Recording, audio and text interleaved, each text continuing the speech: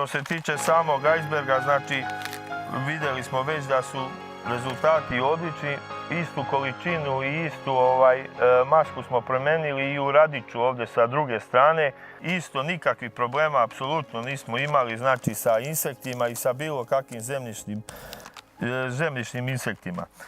Što se tiče Radića, evo ja mogu i ovdje jedan da pogledamo korenov sistem.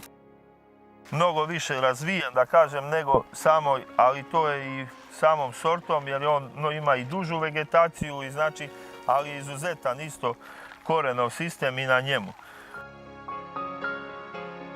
Još nešto što je jako karakteristično za ovo sredstvo, prošle godine smo imali izuzetan napad od puta gdje je zapušteno i dosta ima korova. Imali smo izuzetan napad puža, što u ovoj godini nigdje, ni u tragu ga znači nije bilo. Na ovoj parceli, ni na Radiću, ni na icebergu, nikakve tragove, kao što se možete i uveriti, puža nije bilo. Po meni iskreno najveća prednost ovog sredstva u odnosu na sve druge zemljišne insekticide je u tome što ćemo dobiti ekološki zdraviju hranu.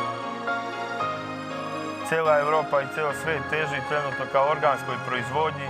Mi sa ovim sredstvom dobit ćemo jednostavno da ne moramo da koristimo prave zemljišne insekticide, nego imat ćemo znači neki proizvod bukvalno koji će biti gotovo organskog porekla.